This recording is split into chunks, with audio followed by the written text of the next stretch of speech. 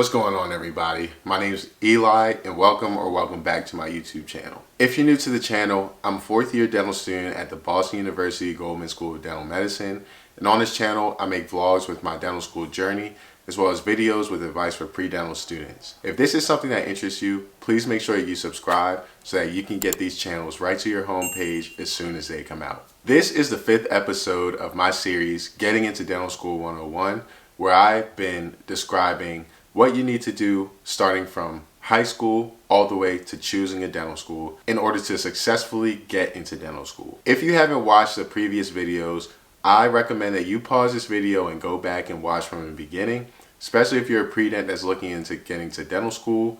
In the first few videos, I talked about going to college, extracurriculars, volunteering, shadowing, non-traditional path, etc. In this video, I'll be talking about taking the DAT and studying for the DAT. Again, like I mentioned in the first video of this series, a lot of these topics I've already made videos on, and to prevent being super repetitive on the channel, what I will do is link the video where I made extensive videos on topics surrounding this right here. The video I recommend you watch is how I studied for the DAT. I talk about how I studied for every single section on the DAT, what I used to study, what I thought was beneficial, where I thought I could improve, etc.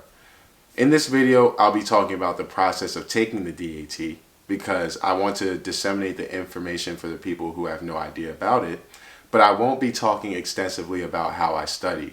If that's what you're looking for, check out this video. So what is the DAT?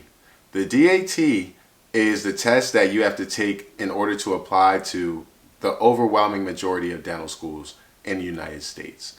Just like you took the SAT to apply to college, just like people going to medical school take the MCAT, in order to go to dental school, you have to take the DAT. Now, the DAT is about a 4.5 hour exam, I believe.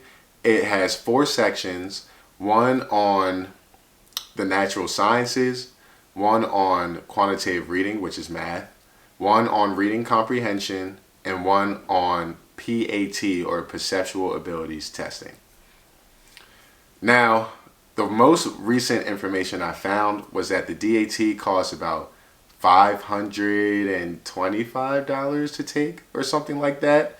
The price has definitely gone up since I took it. It's definitely ridiculous, but you know, the better the channel does, the more I can increase the Student Dr. Eli pre-dental scholarship, and maybe I can start a Student Dr. Eli DAT scholarship as well. There are mixed feelings on the DAT and how you need to perform on them in order to get into dental school, but my general advice is that you want to shoot to get a 21 on the DAT, which is about the average score of students that are being accepted into dental schools these days. Now, different schools have different average scores, and you can see all of the average scores on the ADEA Dental School Explorer. But I would just strive to do the best that you can on the DAT, and if you have an 18 or above, you're probably in good shape. It just depends on what the rest of your application looks like. And again, the DAT is just a number. What you get on the DAT and how successful you'll be in getting into dental school really varies on a whole bunch of things and not just the DAT score. Before you guys ask, I do not know whether you should retake your DAT. I don't know if your DAT is going to get you into dental school. This is just general advice. So once you take the DAT, analyze your scores, decide if you're happy with it or not, decide if you think you need it to be better so that you can have a better chance of getting into dental school. That decision is totally up to you. When I took the DAT, I got a 21 academic average. I was pretty glad with my scores. I had one low score in organic chemistry, which was a 15, but I decided not to retake the DAT for just that one score, and I was okay with the rest of my scores. So I only took the DAT one time. I do know for a fact that one of the schools I was applying to, University of Maryland, had a cutoff of 16 for every science section. So this 15 in organic chemistry was going to eliminate me from being considered for University of Maryland. However, I decided not to retake the DAT as I felt like it was too expensive and my scores were good enough to get me in other places. And I have absolutely no regrets about that decision. Of course, I ended up where I am. I got past everything I needed to, and now I'm a fourth year dental student, and the DAT is a thing of the past. Some people may not, have the same outlook. If they had one low score, they may want to retake the whole thing, and that's completely fine. Some people don't want to leave any schools on the table like I did with Maryland. So I definitely understand that. I think everything is kind of up to your choice, but overall, the DAT is an important step in getting into dental school and something you definitely have to tackle at some point.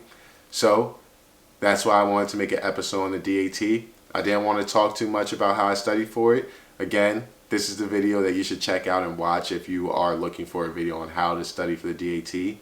And if you are studying with DAT Bootcamp, I do have a 10% off discount code. If you just type in student Dr. Eli at checkout, you'll get 10% off. I don't think I even get any kickback from that, but it'll help, okay? So in the next video, I'm going to talk about applying to dental school. This video, I'm going to cover the ADSAS, picking where to apply, letters of recommendation, personal statement, everything that goes into that. I'll finally talk more extensively about the ADIA Dental School Explorer, which I mentioned in a few of the previous videos in this series. Hope this video was helpful. I'll see y'all in the next one. Please make sure you subscribe. And if you didn't watch the rest of the series, watch those episodes before you watch the next episode, all right? Peace.